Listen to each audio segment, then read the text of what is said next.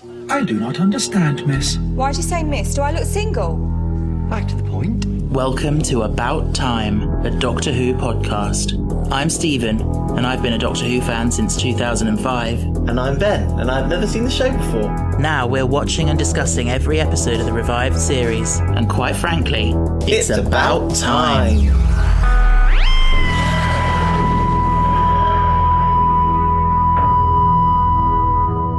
Hello.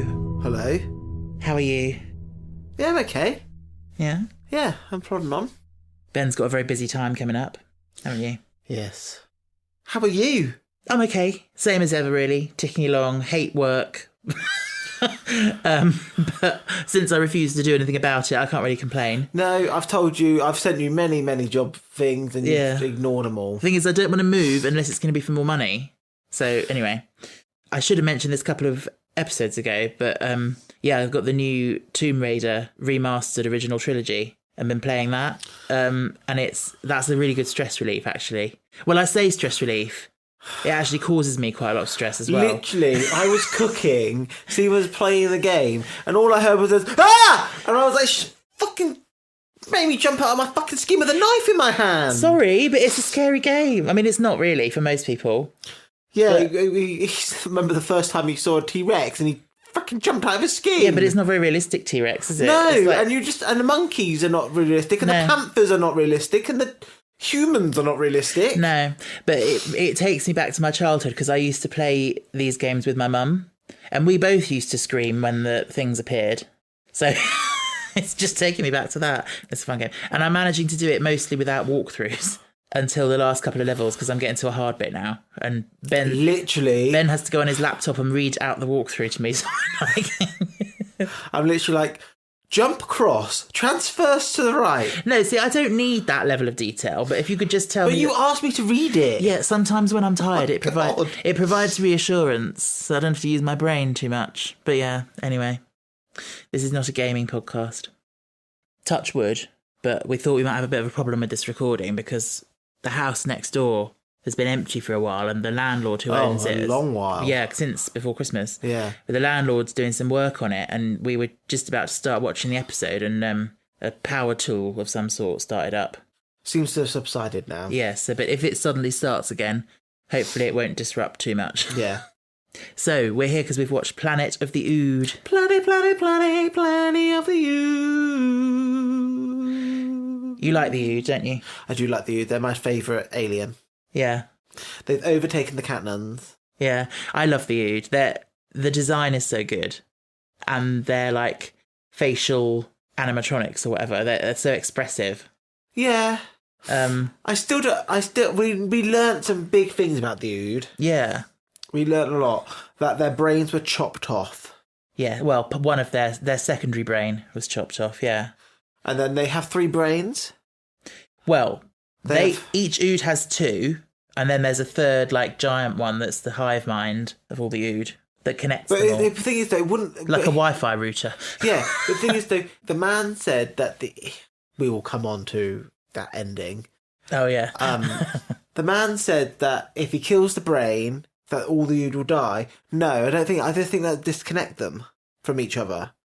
And they'd be individuals. But they were already kind of disconnected. That's why the circle was round it. It was suppressing it. Yeah. So I think they need that brain to live. I think if you destroyed that big brain, it would kill them all. I don't think so. But that's what they said, and they know what they're talking about. Do they? Yes. No, they don't, because they suppressed it.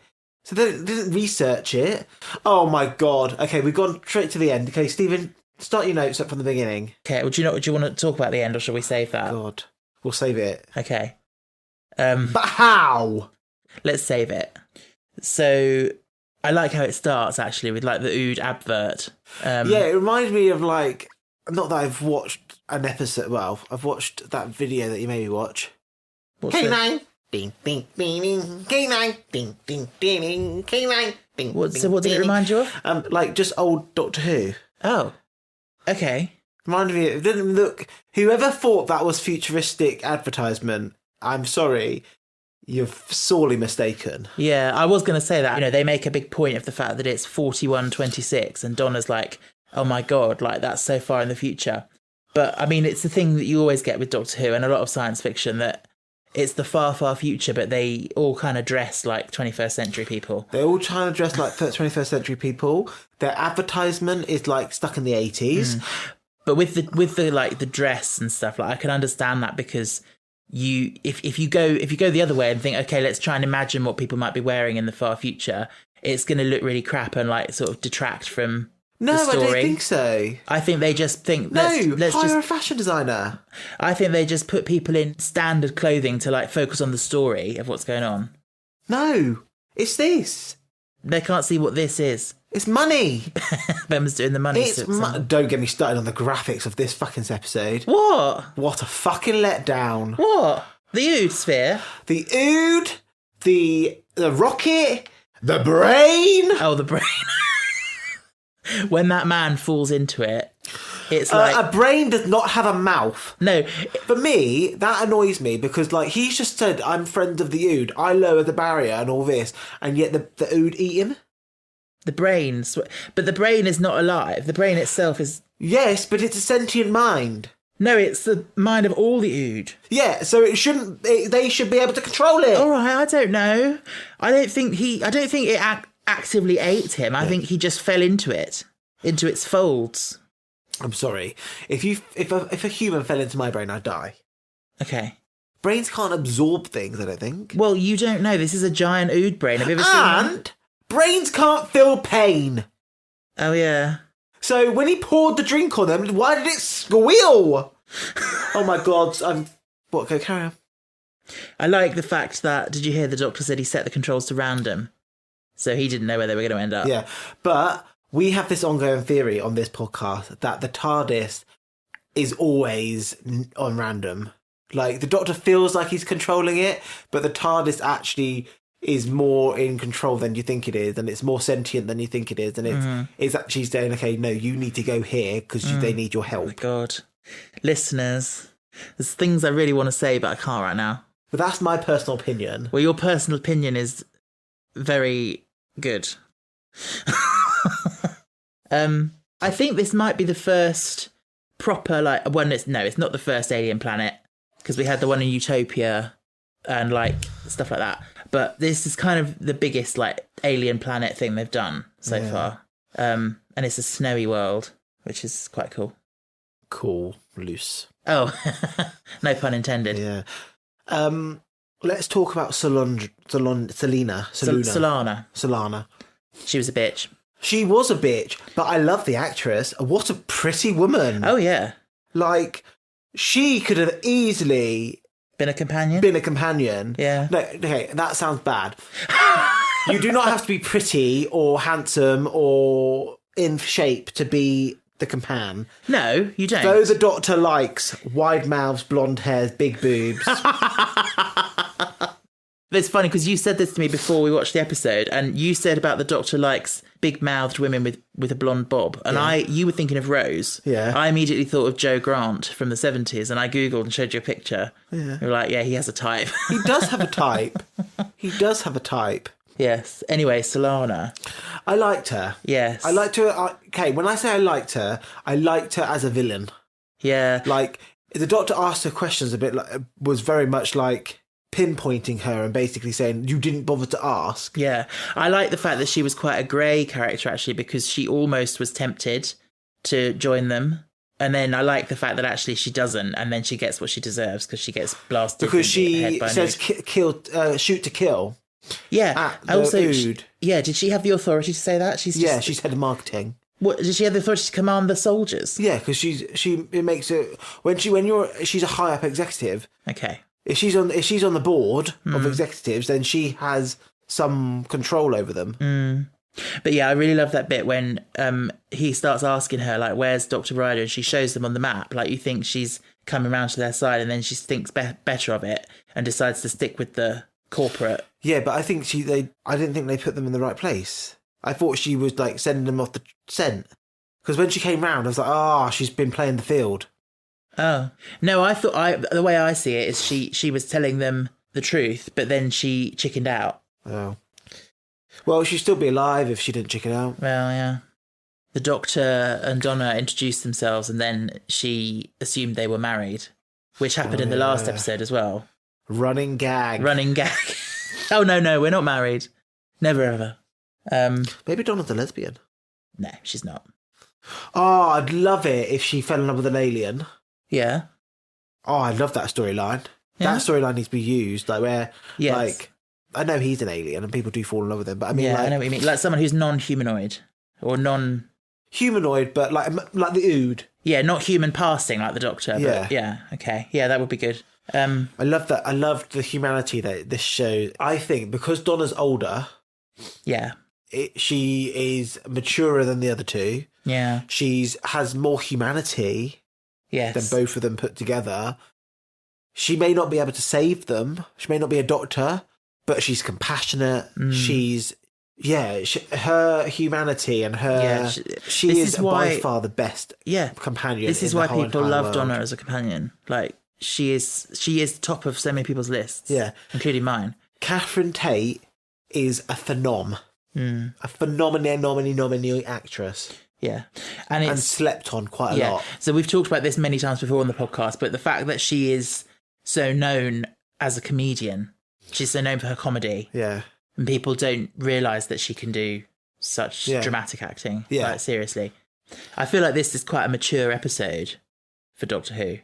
Like with the slavery and all that stuff. Yeah. The Doctor slapped Donna in the face and she couldn't deal with her own humanity, her own planet. Oh, yeah. When he said, like, well, who made your clothes? That made me really think that, oh my God, I buy things... We are enslaving people to make stuff for ourselves. 100%, yeah.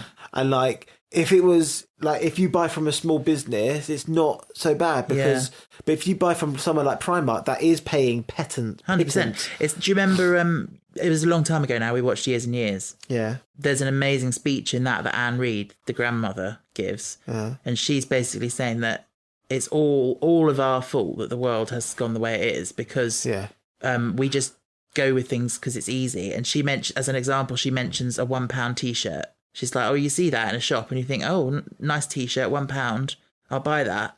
And you don't think about the consequences because it's easy. Yeah. And that is that I have been really thinking about making my own clothes for a long time now. Yeah. And I really think that is I'm going to slowly, as I go through, like I want to be making my own clothes. I want to be replacing everything out of my wardrobe. Slowly but surely for things because I've got the skill. I've got the skill to do it. Like my degree, I don't know if I mentioned my degree. You have, yeah. People might have forgotten. So my degree is in fashion design. I know how to pattern clothes. I know how to do that. To be fair, I won't start patterning clothes because that takes a lot of time. But buy a pattern and you've got it for the rest of your life. You can just like if you've got a bed sheet that you're no longer can use, you can transform it into something else. Yeah. That is the way that I'm going to start living, I think. I can make my own pants as well. Okay. Out of what? Jersey. Okay. Richard, look at your jersey. Yeah, like I'm going to save up for a overlocker. Oh, yeah. All these type of things. Save up so we can move into a 2-bedroom house so I can have a sewing room. That'd be good. It would be lovely. That's a pipe dream. Yeah. We'll see. But yes, as I was saying, like we were talking about the whole slavery thing in this episode. It's a very confronting episode.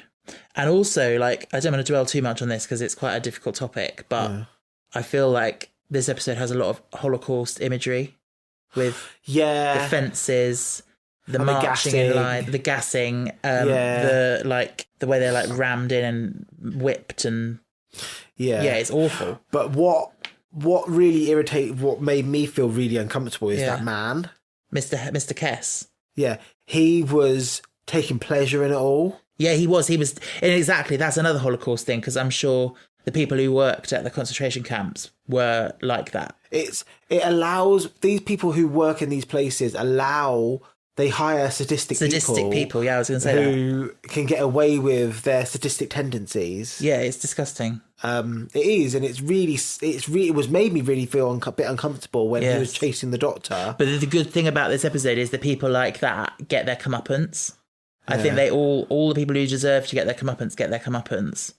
Apart from the friend of the Ood who gets swallowed by the brain. No, but he doesn't deserve I'm saying the people who were doing bad and were nasty people got their comeuppance. And so the man who was taking pleasure in gassing the Ood, he got gassed. Yeah. And my personal Hoist by his own petard. Like learning from your mistakes is a big thing, but none of them did. No. Like, she had the option to lose. Oh, yeah, that's why that is perfect, I think. She was given a golden ticket there to be like, actually, I could make a change. And she denied it. You can fix the wrong that you've been a part of. Yes.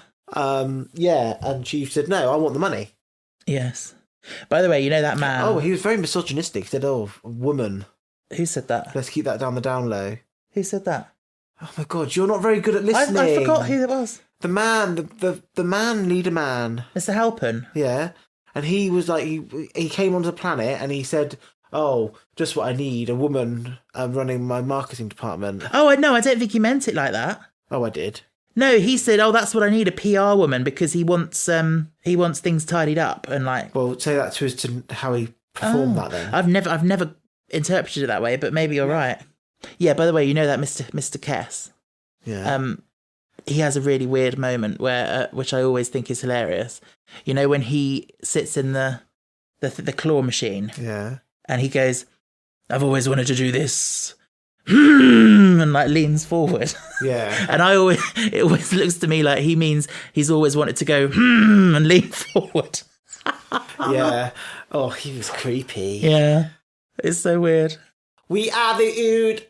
That, you know, that they installed the thing where you could have a different voice for the translatable. Yeah. It's kind of like sat-nav, like you can have different voices. Yeah, like Siri and... Yeah. How does Ood reproduce? Oh, I don't know. It's a family show. We don't want to know about that. Maybe they put their brains together and they mush them together. Like... Well, let's not go there because I think it looks a bit like a scrotum, so... But why do their brain need to be outside? Like, Donna saying, like, they need to trust whoever they come across because... they're vulnerable. Do you think it's a protected planet now? Well, I think the Ood have taken it into their own hands now. I think they are actually free to have their own civilization. How do they fight? They've got to always hold a squishy brain. Well, they don't need to fight, because remember, Donna said... It's like in a cat fight, hold a brain. It makes them peaceful, is what Donna said. They are inherently peaceful. Yeah. Yeah. So, Mr. Halpin then was played by Tim McInerney, who, and by the way... Oh, when you were through the show, I thought you said he's in McInerney. No. I was like, I've never heard of McInerney. His name is Tim McInerney. And can I just say, in terms of the pronunciation, I have on good authority that is how it's pronounced, even though it looks like it should be McInerney. So yeah, Tim McInerney, best known for being in Blackadder. What else is he in? I don't know. But I also mentioned him when we watched the TV movie because he was one of the actors considered for the Doctor. What, Bringing It Back? No, for the Paul McGann movie that we watched. Oh, okay. It would have been interesting. No.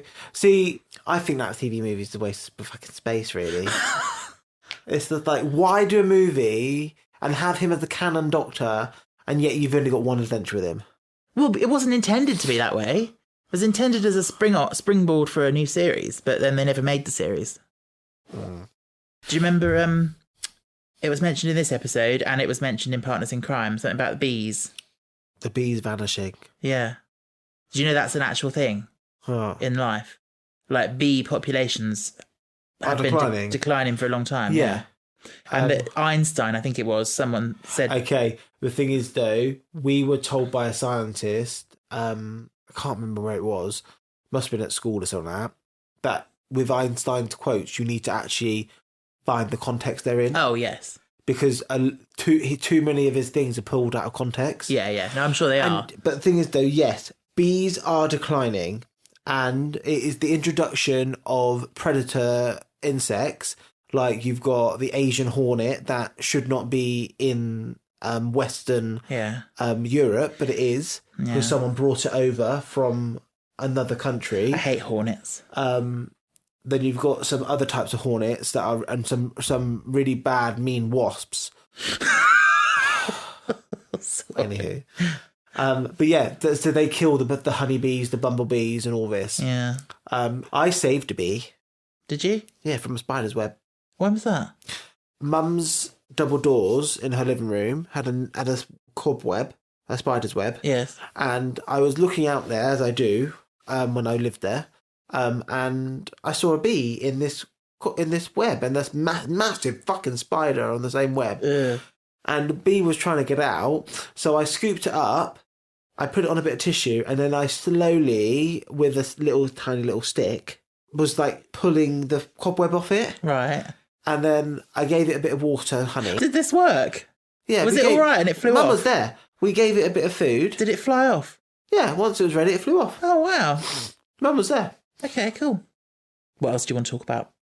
We need to talk about the transformation. Yes. They turned him into an ood. He puked out his brain! Yes. It's a bit dramatic.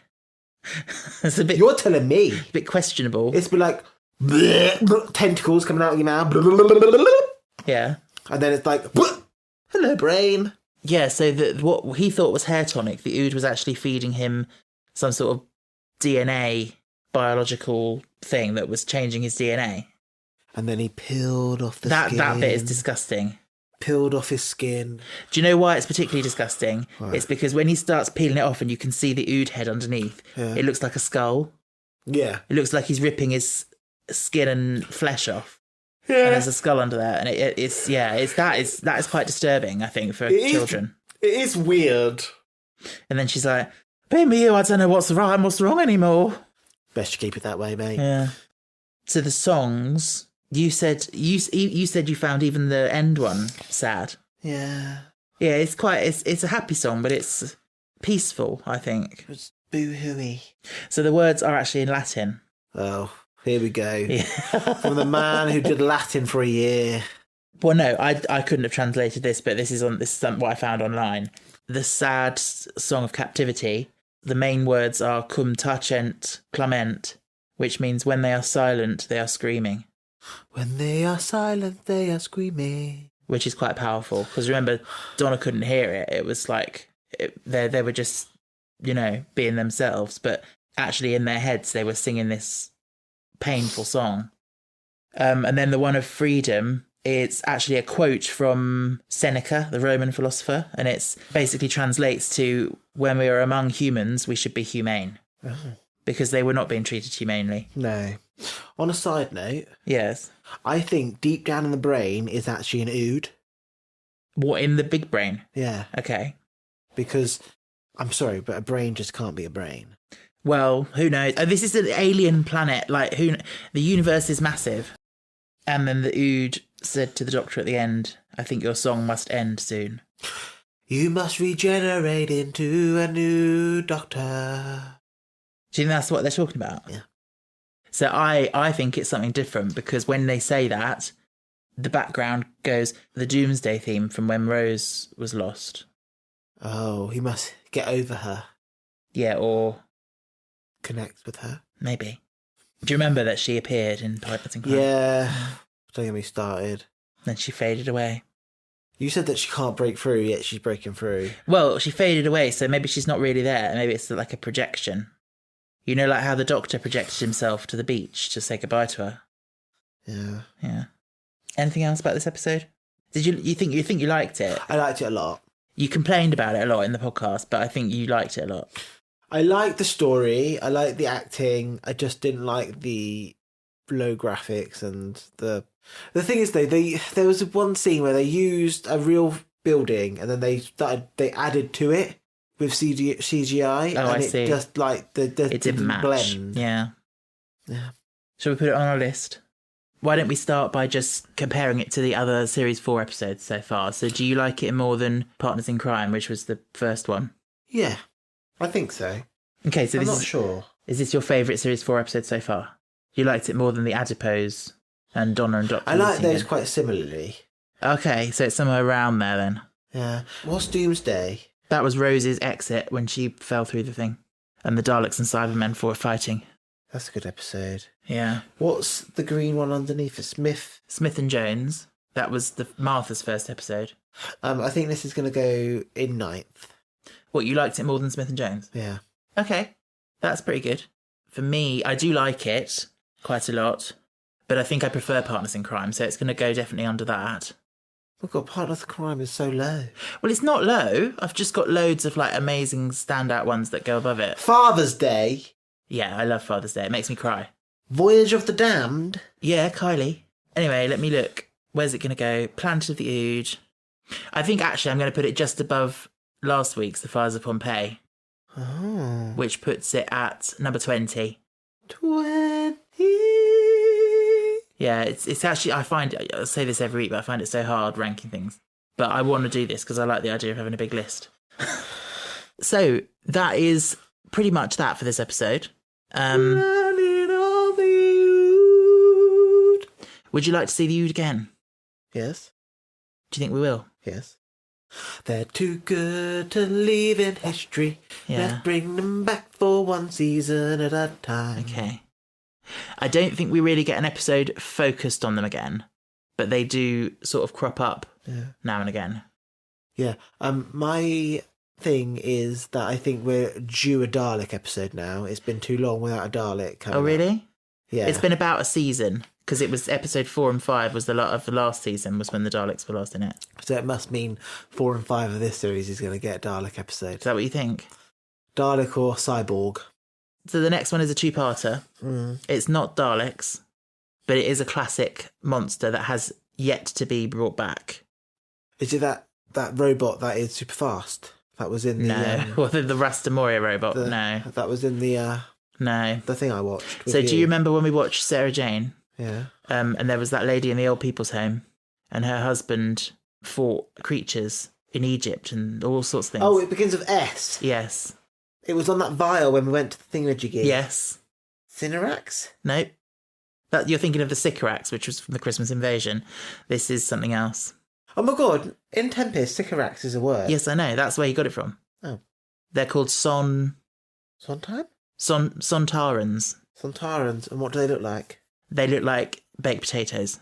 Oh, okay. We'll see. That's all I need to know. We'll see. But yeah, the next God, episode. Is the leader called Sputnik? No, they are cool though. So the next episode is called The Sontaran Stratagem. Cool. And it's written by Helen Rayner, who wrote the Dalek in Manhattan two-parter, but also wrote some really good Torchwood episodes. I didn't mind that one, did I? Oh, it wasn't your favourite? My God, with the human Dalek. Yeah. No way. The human birthing a Dalek? The Dalek birthing, yeah, whatever, I don't know. Anyway. We've got some emails. We do have some lovely emails. Emails. I'm going to buy my brother a Tinky Winky aren't I? So if you know my brother... No one listening to this knows your brother. If you know my brother... He looks like Tinky Winky. His name is... Beep. You've already said his name on this podcast. Oh, have I? Yeah. Did you beep it out? No. Oh, his name is Sam. And I... He looks like Tinky... He looks like Tinky Winky. He doesn't look like Tinky Winky. Tinky Winky looks like him. Because when you see a picture of Tinky Winky, it just looks like... It does! It just looks like my And bro! It's weird that it's not any of the Teletubbies. It's specifically it's just Tinky Winky! Anyway, he doesn't appreciate being told that, does he? No, and now it's immortalised on a podcast. Yeah. And Diva's going to make a clip out of it, and Mum's going to be like, Sam, listen to this! Can your mum see it? What? He looks like it. I don't know, I'd have to ask her. Okay. Anyway, emails. So we've had one from a lovely long-time listener, I think, called Kate. Hello, Kate! I've seen Kate's name come up quite a lot on Instagram, like liking our posts and things, so thank you for that. Thank you, Kate. Kate says, "Hi, Stephen and Ben. My name's Kate, she, her, and I love the podcast." She says, "I warn you now, this is a long email, but it's actually not that long. Most podcasts I'm not always listening to immediately, or I go off it for a week or two before hopping back on. But this podcast is the only one that I've listened to consistently every week, usually almost immediately on the day. And I always enjoy listening to you both, as I'm always excited to hear more, even when Ben is tearing apart bits of Doctor Who and Torchwood that I really enjoy. Also..." That's you. Also, I may have shown the sex alien episode to my 14-year-old sister back when I was first watching Torchwood 4 years ago. So in my defence, I had no idea but to blame my dad, who found out what the episode was about and didn't do anything. I remember having season 2 on DVD when I was younger. we had these little screens that we attached to the back of the front seats so that we had something to watch when going on holiday. And I clearly remember watching Love and Monsters. The music when Victor enters still terrifies me, as well as Rose's opening speech about dying in Army of Ghosts. As a kid, I always thought the speech was stupid as she didn't actually die. Do you remember that? She's like looking dramatic and she's like, this is the story of how I died. And then she doesn't die. But she means like her soul died or something. I don't know. Oh my God, I hate that episode even more now. Let's lower it. No. Anyway, she says, another memory of Doctor Who was my dad watching Blink. I was 7 at the time and I was in the room when Ten had finished his speech about not blinking and they realise no one is looking at the angel before it cuts to a feral angel. I screamed and ran out of the room. This terrified me, and for a while any mannequin scared me. I remember going into New Look and being freaked out. Eventually it just became Madame Tussauds mannequins, specifically. I hate dolls. Do you? I hate dolls, specifically old dolls that their eyelids move. My nan had one. And oh, what, the ones you lie them down and they go to sleep? No. Yeah, but yes, that was lovely, wasn't it? It was lovely. Thanks, Kate. Hope you have a lovely day, Kate. It's nice. I understand the mannequin thing. I used to work as a window dresser and I used to have to go in a massive room full of mannequins. And they would have no arms. Because someone thought it was a great idea. Oh, you told this story on our very first episode. To remove the arms and put them in the bucket, remove the hands and put them into another bucket. So then when you wanted to use a mannequin, you had to fucking find their arms, then you had to find the hands, and he was like, oh my God, it's a bit like Adam Family. Yeah, our very first episode, you were going on about a tote of arms. Yeah, total arms. Yeah. Yeah. Anyway, thank you, Kate. I love what Kate said about most podcasts she just can't really listen to consistently, but for us, for some reason, she keeps listening consistently. That's like, really? That's because we are just me and you. We're just two little weirdos. Two little gay men sitting in a bathtub. Sit in a bathtub? Talking about but not actually sitting in a bathtub. No, you could tell by the acoustics. The acoustics! Anywho, our other email that I wanted to read. I'll read it for you. Do you want to? Oh, no, you can't because I have to censor something from it for you. No. No, I do. There's something that might spoil something for you. No, it's fine. No, it's not fine. I don't mind. I mind. Oh. Anyway, this email comes from the lovely Frida. Frida! Whose name I've also seen come up a lot on social media, so thank you. Right, Frida says... Oh, she just says, hi, Stephen. But I'm sure you're... I'm sure you're included. That's because people know that I look after the email inbox. I'm going to hold my songs back. That's the ultimate... no, I won't. I'll keep it. It says, hi, Stephen. I have finally finished binging the whole of the podcast after a few weeks, and now I don't really know what I'm supposed to listen to anymore. I love Doctor Who so much. Like, seriously, I think it's a bit of a problem. And it's been really fun listening to the different opinions Stephen's you and Ben made have. his whole personality, so don't worry. I first watched Torchwood Series 1 and 2 when I was 11 because I kept seeing clips of Jack and Yanto and my little gay self wanted to see it, but then got scared about my mum finding out, so I stopped before Children of Earth, then rewatched it all when I was 13. I'm going to skip the next sentence because it spoils something. Does it tell who dies? I can't wait to see Ben's reaction to Donna and Series 4 in general because it is so good. And Donna! keep up the podcast because it is amazing. Frida. Thank you, Frida. Thank you, Frida. Thank you for sending an email to us. Next time when you send an email, please put my name as well, please. Because I feel left out a little bit. Oh, let's all give Ben a hug. No, because I don't like being hugged. Let's all give him a virtual hug. No, I don't like virtual hugs either. Let's all give him a wave. A wave, yes. Blow a kiss. Not a blow a kiss. Only from Stephen. Anywho, thank you for those lovely emails. We do love hearing from our listeners. It means a lot. Yeah. Because apart from anything else, Ben particularly is so busy, and he, if I'm honest, he sometimes goes through phases of, I don't really want to do this podcast anymore. Because I've got other stuff to do. Yes, no, I do get that. But then I think hearing from listeners who love listening, like, it must make you think, there are people out there who love this and would be devastated if we stopped. Yeah. So, all right, time for my favourite song of the podcast. Favourite song, the only song of the podcast, really. Oh no, you come up with loads. Anyway, ready? Patreon, shout outs. Patreon, shout outs. So this is the time of the podcast where we mention that we do have a Patreon page. Just to let you know that if you wanted to support us with a subscription, it would be wonderfully appreciated. Absolutely no pressure. But if you enjoy listening regularly and you would like to, the option is there. It just takes the pressure off of a lot of things. Yeah. But there's no pressure. It will always be free. Yeah. But if you want to support the making, it means that we can invest in the podcast. Yes. And by the way, if anyone has any ideas for perks... And content. For perks for Patreon or content, that's not going to take up much more of Ben's time because he's so busy.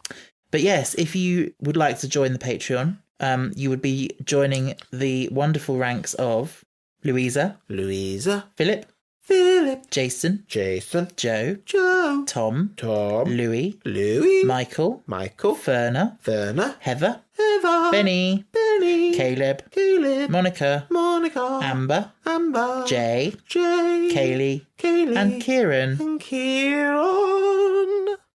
So thank you to all you lovely patrons. You're amazing. Thank you. We've also got Ko-fi, so check that out at the link tree if you want to do a one-off donation. Yeah, 100%. We are about time, and we are out of time. That's quite a good one, actually. Check out the social media and all that in the link tree as well, Discord. And until the next time, when we discuss the Sontaran stratagem... Oh, I've just thought of a perk. Oh, what? Because I hate them so much... Yes. It would have to be an exclusive to Patreon. Yes. But once I'm clear of my course, we could maybe... I hate saying this. I've got to swallow. Maybe we could record some classic episodes. Possibly. And that would have to be a perk. But I'm not watching them in order if we do it. I'm not watching going like we're doing now. Just absolutely. No, I wouldn't want to do that. I wouldn't want to do that. I would just cherry pick the good ones. But that is an option. That is actually a good option. I'm amazed that you've even suggested that because... It's a big suggestion and it's a big... How often could we do that? Quarterly? Quarterly. Okay, we'll think about that as an option.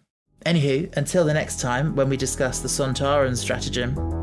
Stay cool, stay safe, stay fantastic.